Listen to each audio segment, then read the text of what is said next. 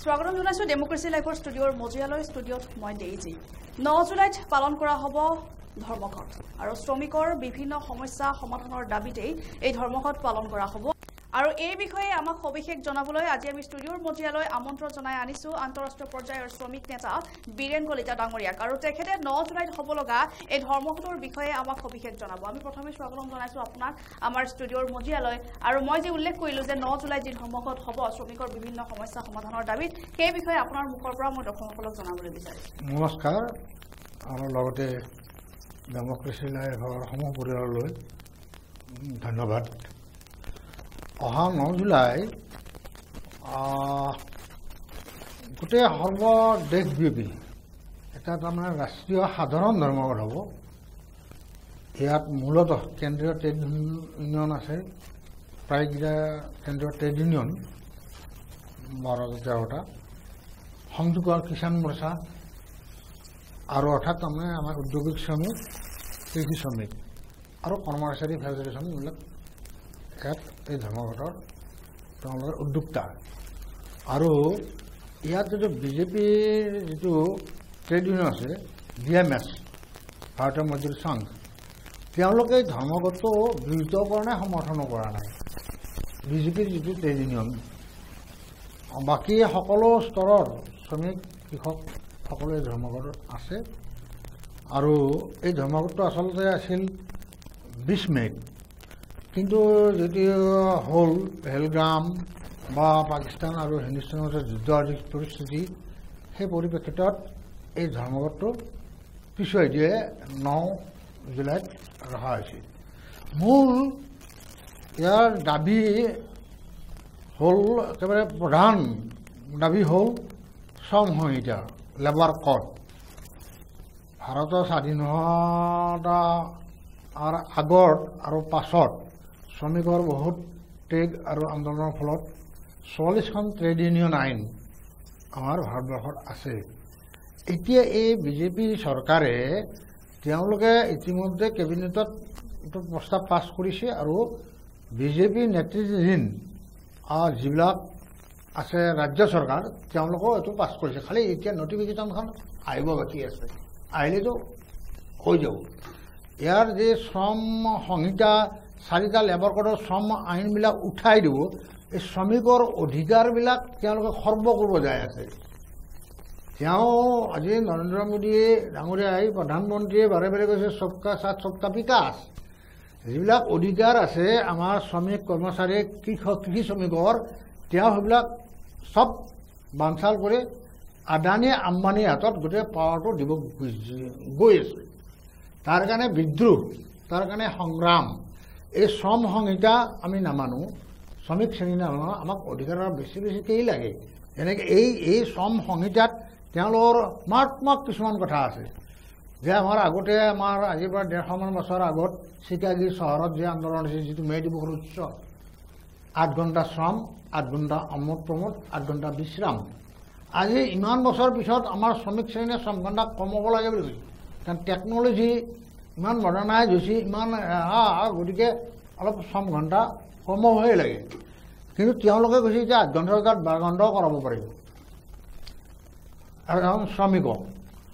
আৰু তাৰ উপৰি তেওঁলোকে এটা ফিক্স পে দিবলৈও মানুহক খটাব যে তোমাক 8,000 বা 10,000 টকা দিলোঁ তুমি ইমান 12 ঘণ্টা কাম কৰিবলৈ 3 মাহৰ কাৰণে বা 2 বছৰৰ কাৰণে হায়াৰ এণ্ড ফায়াৰ তোমাক যেতিয়া নালাগে বুলি কওঁ ওলাই যাব লাগিব এটা দাসত্ব টাইপৰ কাৰবাৰ এইটো কৰিব তেওঁলোকে গৈ আছে আৰু তাতে আছে যে 3তকৈ কম যদি ৱৰ্কাৰ থাকে এটা ইণ্ডাষ্ট্ৰীত তেতিয়াহ'লে সেইটো বন্ধ কৰিব লাগিলে আপোনাৰ চৰকাৰৰ পাৰ্মিশ্যন নালাগে নিজে নিজে বন্ধ কৰি দিব পাৰে কিন্তু অসমত কেইটা উদ্যোগ আছে আমাৰ 300 শ্ৰমিকতকৈ ওপৰত থকা আমাৰ ইয়াতে গুৱাহাটীতে ডাঙৰ ডাঙৰ উদ্যোগ আছে ইণ্ডিয়া কাৰ্বান 1962 হোৱা এছাম কাৰ্বান 1965ত হোৱা সেইবিলাকতো 100মানকো মানুহ নাই কিন্তু কণ্ট্ৰেকচুৱেল সেইটো যদি বন্ধ কৰিব খোজে চৰকাৰৰ তাত কোনো চে নাথাকিব তেওঁলোকৰ এই ধৰণৰ আছে আগতে যদি কোনোবাই লেবাৰ ল ভাইলেট কৰে কি আদানী হওক আম্বানী হওক বা কোনো পুঁজিপতি হওক মালিক পক্ষই তেতিয়াহ'লে তেওঁলোকক ক্ৰিমিনেল অফেন্স বুলি গণ্য কৰা হয় সেইটো পানিছমেণ্ট আৰু জেল অৰ বোথ এতিয়া কৈছে এইটো ক্ৰিমিনেল নগৰ লাঞ্চন ফাইন মিলি হয় গতিকে তেওঁলোকক শ্ৰমিক শোষণ আৰু তামাম তীব্ৰ গতিত তেওঁলোকে এইটো প্ৰয়োগ কৰিব যায় ঠিক তেনেকৈ যদি সবকা সাথ সবকা বিকাশ বুলি কয় আজি 5 বছৰৰ মূৰে মূৰে কেন্দ্ৰীয় আৰু ৰাজ্য চৰকাৰবিলাক মিনিমাম ৱেজটো ৰিভাইজ কৰিব লাগে আজি কেন্দ্ৰত 9 বছৰে হৈ গ'ল ৰিভাইজ কৰা আমাৰ ৰাজ্যত বিজেপি চৰকাৰ তাতো প্ৰায় 10 বছৰে হ'ল মিনিমাম ৱেজটো কৰা নাই তাৰ ফলত কি হৈছে আমাৰ সাধাৰণ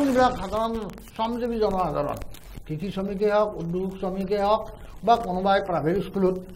শিক্ষকতা কৰিছে বা নাৰ্ছিং হোমত কৰিছে বা সাংবাদিক তেওঁলোকৰ মিনিমাম ৱেজটো কৰা নাই যদি এতিয়া মিনিমাম 750 টকা সেই 750 টকাটো তেওঁলোকে দিবই লাগিব নহ'লেতো অফেন্স কিন্তু সেইটো যদি 8,000 10,000 টকা মিনিমাম হয় তেতিয়াহ'লে সেই প্ৰাইভেট নাৰ্ছিং হোম বা প্ৰাইভেট টিচাৰ্ছ সাংবাদিক সকলোকে সেই টকাটো দিব লাগিব গতিকে তেওঁলোকে আজিলৈকে সেইটো কৰা নাই মিনিমাম ৱেজটো ৰিভাইজ কৰা নাই আটাইতকৈ ডাঙৰ কথা আমাৰ বিমান শ্ৰমিকসকলৰ ৰাজ্য চৰকাৰ কেন্দ্ৰীয় চৰকাৰৰ অধীনৰ বা প্ৰাইভেট ESI বুলি কোৱা হয় আগতে ESIটো সিংহভাগ প্ৰিন্সিপাল এমপ্লয়ে কণ্ট্ৰিবিউশ্যনটো দিয়ে আৰু এটা ক্ষুদ্ৰ অংশ ৱৰ্কাৰজনে দিব লাগে এইটো চিলিংটো আছিল মেক্সিমাম আজি বহুত আগতে 21,000 মান্থলি যাৰ বেতন হ'ব তাৰ তলৰবিলাকে এইটো ইলিজিবল এতিয়া ইমান পৰিৱৰ্তন হৈছে আন্দোলন কৰাৰ ফলত দৰমহা অলপ বাঢ়িছে তেওঁলোকে চিলিংটো ভৰাই নিদিয়ে আমি কৈছোঁ 50,000 টকা কৰক সেই 50,000 টকাৰ ওপৰত প্ৰিন্সিপাল এমপ্লয়ে দিব চৰকাৰে নহয়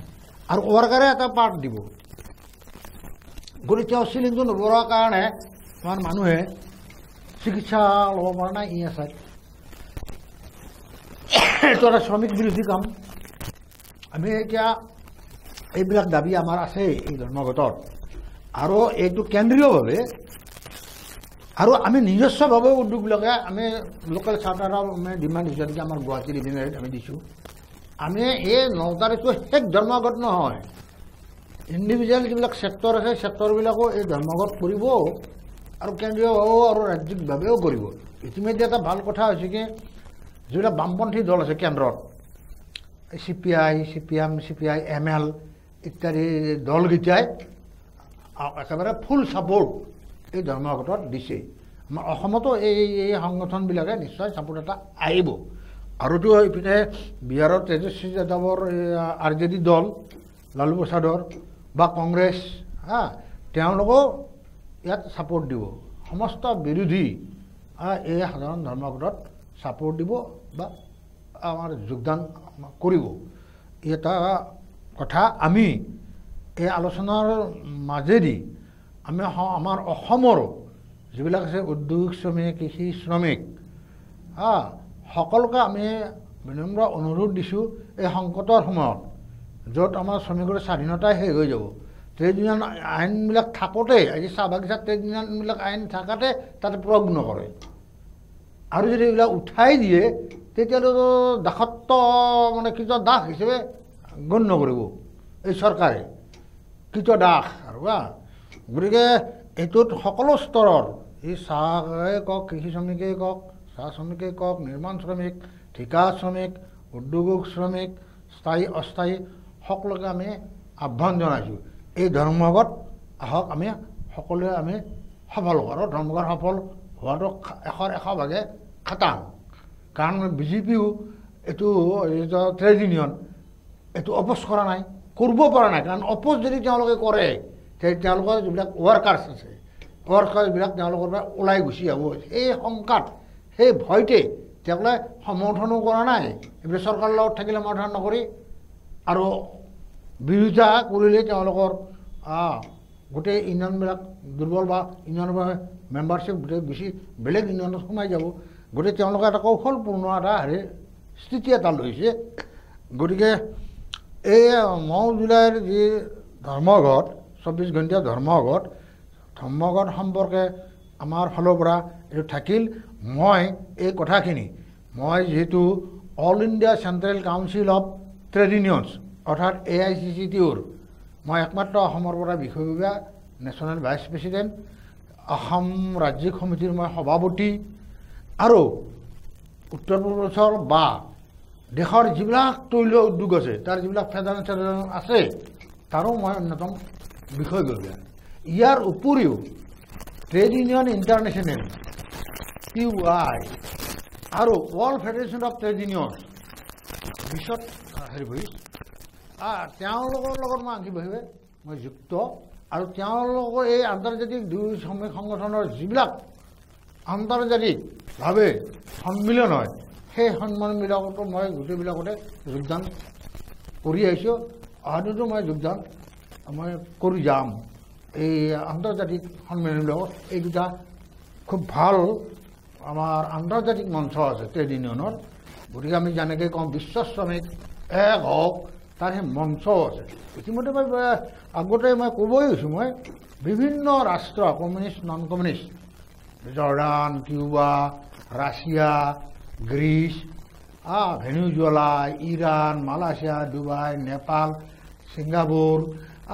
ইত্যাদি বিলাকত মই ৰিপ্ৰেজেণ্ট কৰিছোঁ। যোৱাবাৰ মই আৰু শ্ৰীলংকাত গ'লোঁ এখন আন্তৰ্জাতিক TUI হেৰিত তাতে গ'লোঁ আৰু মই কিছুদিন আগতে চাইনাৰ পৰাও কিছুদিন থাকি আহিছোঁ। গতিকে এনে বিভিন্ন আমাৰ ইনফৰমেশ্যনবিলাক আমি কালেক্ট কৰোঁ আৰু আমাৰ ইনফৰমেশ্যনবিলাক আমি তাত লৈ যাওঁ। আৰু আমাৰ ILO আছে ইণ্টাৰনেশ্যনেল লেবাৰ অৰ্গেনাইজেশ্যন, সেই তাতো আমাৰ মিটিং হয়। গতিকে এইবিলাক তাতে ILOৰ যিবিলাক আন্তৰ্জাতিক যিটো আমাৰ ৰিকগনাইজ বডি পৃথিৱীৰ তেওঁলোকৰ ৰিকমেণ্ডেশ্যনবিলাকো এই নৰেন্দ্ৰ মোদী চৰকাৰে গ্ৰহণ নকৰে। কেতকৈ আৰু দুৰ্ভাগ্য কি আছে আমাৰ এই দেশত লাৰ্জেষ্ট ডেমক্ৰেচি বোলে আমাৰ ইণ্ডিয়াত তেওঁলোকে কয় বিশ্বগুৰু হ'ব যে আছে। কিন্তু আজি এনেকুৱা এটা বস্তু আছে যে আলপিনৰ পৰাই বেজীৰ পৰাই কামানৰ পৰাই ৰকেটৰ পৰাই জাহাজৰ পৰাই ট্ৰেইনৰ পৰাই য'ত শ্ৰমিকৰ পৰশ নাই চববিলাকতো শ্ৰমিকে নিৰ্মাণ কৰিছে, ৰবটে নিৰ্মাণ কৰিব নোৱাৰে। আৰু ৰবটৰ নিৰ্মাণ কৰিছে যে কাৰোবাৰ পৰশ আছে শ্ৰমিকৰ ৰবটৰ পিছফালে বিহাইণ্ড ৰবট কোন মানুহে এই কৰি আছে। গতিকে মানৱ সম্পদক তেওঁলোকে ভালকৈ বিকাশ কৰিব পৰা নাই। যিমান সম্ভাৱনা আছে যেনেকৈ মই সেইদিনা চীনৰ পৰা অহা বুলি ক'লোঁ কিছুদিন থাকি তাত আমাতকৈ আগতে জনসংখ্যা অলপ বেছি আছিল চীনৰ, এতিয়া অকণমান আমাৰ কমিছে 1.4 বিলিয়ন, আমাৰ 1.46 বিলিয়ন। কিন্তু তাতেইতো আকৌ সমস্যা নাই। আমাৰ যেনে তাত বোকাটোৰেই হওক এইবিলাকেই হওক তাৰ যিবিলাক ৰাস্তা ঘাট নিৰ্মাণ আকাশ পথেদি আছে, গাড়ী মনোট্ৰেইন এই ভৈয়ামেদি আছে, সাগৰৰ তলেদি আছে, মানে অভাৱনীয় যে এখন পৃথিৱীৰে অলপ কাষতে আমাৰ চাইনা তাৰে উন্নয়ন আৰু আমাৰ তাৰ শ্ৰমিকৰ অধিকাৰ আৰু আমাৰ এই অধিকাৰ আকাশ পাতাল প্ৰভেদ আছে। গতিকে এইখিনি ৰাখিলোঁ। গতিকে মই সকলো প্ৰচাৰ মাধ্যমেই হওক প্ৰিণ্ট মিডিয়া বা আমাৰ ইলেক্ট্ৰনিক্স মিডিয়া সকলোৱে এইবিলাকত সৰ্বভাৰতীয় ভিত্তিত প্ৰচাৰ কৰি আছে। অসমৰ পৰাও মই সকলো প্ৰতি আকৌ বিনম্ৰ অনুৰোধ জনালোঁ। ধন্যবাদ। আৰু আপোনালোকৰ এই ধৰ্মঘট যি দাবীসমূহ লৈ আপোনালোক ওলাই আহিছে সেয়া চৰকাৰৰ দৃষ্টিত পৰক, সকলো সমাধান হওক তাকে কামনা কৰিছোঁ। ধন্যবাদ।